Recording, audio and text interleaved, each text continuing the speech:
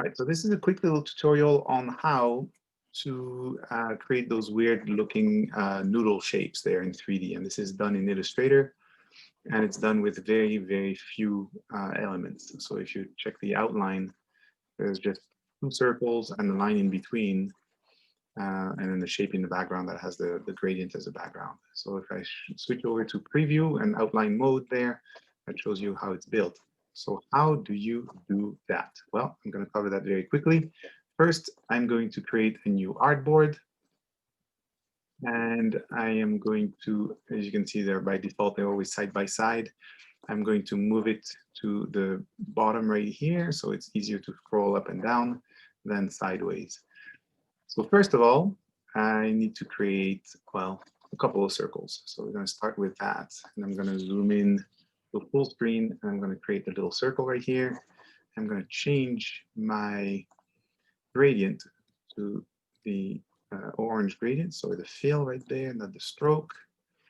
And I'm going to change that gradient quickly to just a 90 degree. Right there, 90 degrees. So, or actually make it 0. There you go. So super quick and easy. I'm going to duplicate this object right here very quickly. Press and hold my Option on the Macintosh or Alt key and Shift key just to make sure that it's perfectly horizontal. And I'm just going to scale this guy up a little bit. What I'm going to do here is I'm going to change my blend, my gradient. I want to have first something a little bit brighter. So I'm going to get rid of those color anchor points in my shape right here, in my gradient. I'm going to delete that one, and I'm just going to slide that to, I can make it right on 50 right here. So it's right in the middle. So it's brighter, right? And then on this one right here, I'm going to make it the other way around. I'm going to get rid of the bright yellows, and I'm going to keep it dark and orange, and I'm going to get rid of this anchor one in the middle. Put this one in the middle at 50%. Perfect. Next is simply using the blend tool. Blend tool down here will blend basically from this shape. If I click on the first one and click to the second one, it'll blend from this shape to the other. And in this case, it just basically changes the color and scale. If I double click on my blend tool, I can set the number of steps. So by default, in this case, there's only 7, so I can do 12 steps, for example. But what I want to do is I want to do a specified distance, and I want to keep it as small as possible. And I want to go, well, this is pretty small, but I want to go 1 pixel, right? So 1 px, and I click OK. So it's pretty tight. So this is what it does. It makes it very, very smooth. And again, in my outline, that's all it is. It's just 1 line and 2 circles, right? So back to preview. So now what you can do is with the direct selection tool, that allows you, well, actually, first of all, if I select just the regular selection tool, it selects the whole thing and the whole thing moves. If I select just one object with my direct selection tool, such as the first circle right here, and I move it around, it just recreates the blend at whatever angle. But what I can do as well is I can select the actual line between the two objects. I can also stretch it or shorten it as I want. I'm going to undo that. But what I can do, because it's a line, it's a path, I can use my pen tool right here to add anchors to it. So I'm just going to zoom in a little bit. I'm going to click here, right there, and I created a new anchor right here. I'm just going to do the same thing here. Those are, at this point, they're the same, right? They're just regular straight lines. So I can do it like this. I'm just going to undo that one quickly. But what I can do here is I can press and hold my Option or Alt key. If I have my pen tool turned on, and see, and that gets into the other tool, which is down here, the anchor point tool right there. So it's a shortcut, so that you don't have to switch tool back and forth. You just press and hold that key, and what that does is that allows you to add some to the path, to the anchor. And as soon as you have a curve right there, whenever I create a new anchor right here or whatever, they already come with handles, right? So that's the idea, is you start with one and then you carry them through. And then I want to have it this a little bit higher, and this one is a little bit lower right there. And it just creates a weird noodle looking shape.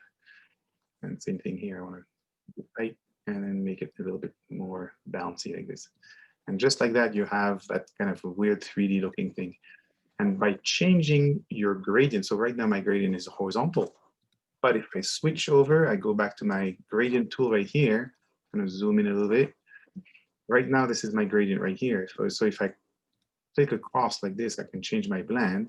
I can also change it horizontally, diagonally, vertically, whatever I want. And that, just by doing that, it changes basically the blend between my first and my last object. And that creates a little bit more or less of a 3D shape. So there's your first option. The other option is you first start with a line. So I'm gonna just, create a line in black for now. And I'm gonna use my pen tool. So before I'm going to do that, actually, I'm gonna show my ruler from the view. The shortcut is Command R. Where's my ruler? Right there, ruler. Command R on the PC could be Control R. And there you go. I have my ruler right here all around. And what I want to do is I want to just click and drag from the ruler, and then that creates a guide right there. So why I want to do that is, I'm going to show my ruler visible, is I want to keep my line that I want to create here. I want to keep it horizontal, so to create a good wave, I suppose. So if I click and drag right away, I have handles already, right? And then I can go like this, and I can create something like this very, very quickly. And then I have lost my stroke, so that's not a big deal. So there you go. So I'm going to add a stroke that way that we can see it. Quickly go into my swatches, create stroke. There you go. So it's not the best lines or anything like this. What I can do is I can just stretch my stroke right here. The anchors don't move. I'm just grabbing the stroke. As you can see, the tool changes, right? As you move over an anchor right here, or over the path right there, the tool changes. I want to have this one a little further, maybe this one a little tighter, or a lot tighter, like so. So something a little bit, like a oscillating or wave, basically. And I'm going to do the exact same thing again. I'm going to create a little circle right here, as we did earlier. And because I have already a blend here, I can use my eyedropper tool and just pick that blend right here. And I'm going to create another circle on that same axis. It doesn't really matter if they don't have to be on the same axis. I'm going to use again, my eyedropper tool to pick the blend. And again, I'm going to do my blending tool right there from here to here. Double click on it again, change that to specified distance again, make it really, really tight, 1 pixel. And now what I'm going to do is I'm going to have this object, actually both of them, both of the objects selected, the line that I just made and my blend tool, and I'm going to object, and I'm going to replace the spine. So I go into blend tool right here, the blend menu tool, item, and I go replace spine right here. And this is what it does. It'll just stick to the spine automatically. So again, you can change the blend of your specific object. You can create switch the,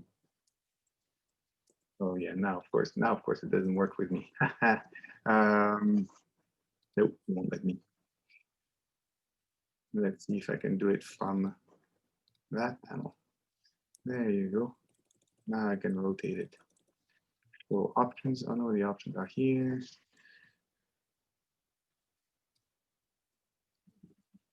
You can change all that stuff right here as well. If the tool doesn't work, you get to the panel and you get to it as well. And what I'm doing is I'm using the arrows going up and down. I'm pressing my shift key, and that changes 10 degrees at a time, right? So I have that right there.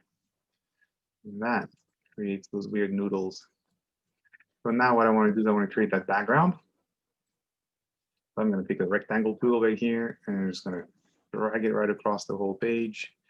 And of course, it's on written prompt, right? So I'm going to move it to the back, and I'm going to change my colors. Just like that. This is my color right here. So I can just double click on each of those gradient sliders, double click on that, and then you pick a color. So we had an intense blue right here. And on this one, double click on that. So we had a deep purple of some kind. Give it take like that. We're gonna make it a little more intense. And again, you can do 45-degree angle from here or minus 45. And there's your blend. Or you can go again with your gradient tool and just click and drag as you wish. Now, what I did in the previous one, there's those little drop shadows, so it looks like it's kind of on the ground, is very easily you move those. Actually, I'm just gonna move that. I'm gonna hide my guide right here. All you have to do is you just create a little ellipse right there. Same thing. Right now, it's got this blend right there that I don't care for it right now, but I'm gonna reuse it. Because I don't want to have the same gradient. I'm going to go back again into my gradient, and instead of a linear gradient, I'm going to pick a radial gradient, and this is what it does. I'm going to zoom in so we can see what we're doing right here. And what I want to do is I want to switch my gradient, reverse my gradient. So I want to have the dark spot in the center and the light spot in the on the outside. And what I could do actually, I'm going to go from purple to purple just for fun. I'm going to get rid of the blue one. I just duplicated my or insert right there, right here.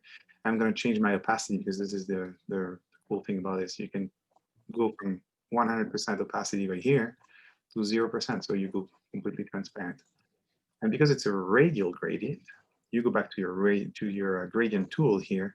See, and as you hover over your object, you get this line, this dotted line right here, and that allows you to squeeze this thing down manually. You can also do it right here in your gradient panel as well. And you can change your blend right here, your gradient sliders, you can change all that stuff. So I'm just making it purple this time. So it's on top, right? So it doesn't matter for now. But what I want to do at this point, I want to go back into my properties right here. And this is the opacity of my object. So if I change the whole opacity of the whole thing, it just disappears. I don't want that. I want to have the option. So clicking on opacity, I want the option to actually blend it in better, right? So I want to go into multiply right here, and it makes a blue shadow. The purple adds to the blue in the background. And I want to change my opacity because it's a little intense. So I'm going to be maybe 60%. Yeah, just like that. And so this is my first shadow right here. It's pretty rough, but it's just for demonstration purposes. I'm going to duplicate that guy, make this one bigger because because of perspective, this one is supposed to be closer to us. And I'm going to make the third one even taller, but this third one is really, really high, so it's not going to work in this particular case. Unless I move this guy down here. Oh, it's not going to let me. Let me see. And we select the whole thing with my direct selection tool. Yes, we can. Drag it down. There you go. Now it looks like it's part of that thing. So this particular shadow kind of disappears because it blends in purple into purple. So this is where you want to change your opacity a little bit and really push the intensity of it. And there you have a weird looking Cheetos ready for as a graphic. And it's very, very simple, very few shapes, and it looks like a fake 3D looking thing. So enjoy.